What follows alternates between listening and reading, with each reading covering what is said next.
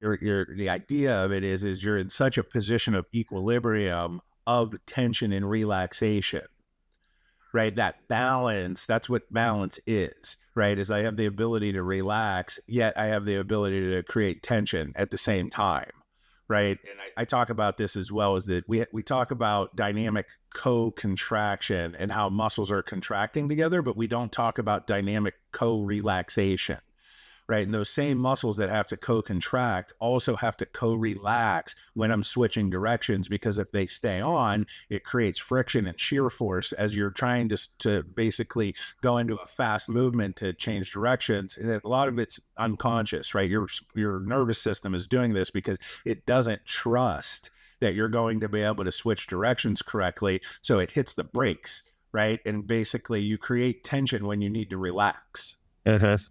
Right. So if you try to go into the weaker angles without being able to relax, your body just basically compensates and stops you from being able to do it, because it knows that you're off balance. It knows that you don't have control. So this is where this idea of neuromuscular conditioning really comes in, right? Because you have to work on those reflexes. You have to work on teaching your nervous system, oh no, this is okay. This is the correct pattern. We don't need to compensate. We can relax in and out of these positions, but we still have power.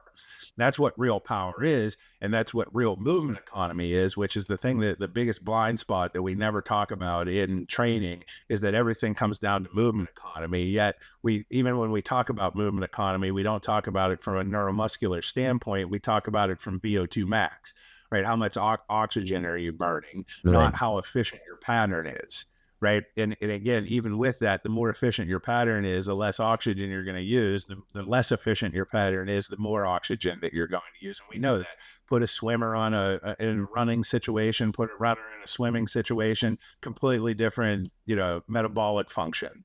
Right. But it comes into the switching of directions. How efficient are you at relaxing and creating tension at the same time? And again, that's what the wobbler does.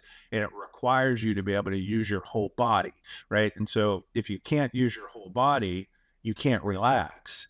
And so something turns on that should be turning off to basically hold you in some type of stability, because your brain, again, and your spinal cord knows, oh, if we shift too far this way, we don't have control. I better stop. Right. And again, the same thing happens when you have pain. Right. And so if I go too far into an angle where I know that I'm going to have pain, your body goes, oh, stop doing this. And it creates like basically a type of muscle spasm. You can look Right. at it that way. Okay. So here's something that I was thinking about. It came to me in a vision. Where, I was reading some chapters of your book, like, and trying to understand this strong angle. And one thing I noticed, with just about every sport except one, every sport where there is rate of force production, except this one sport, and there's a very particular variable to this. I noticed that maximum force generation is done at strong angle movements, and any sports movement, it's all strong angle. The only time I ever see a weak angle is under extreme velocity and unloaded, whenever the limb is traveling through space unloaded. And I thought that was kind of interesting. Like when you sprint, the only time you see the weak angle is actually when the knee comes up into flexion to reach back out to extension to hit the ground again.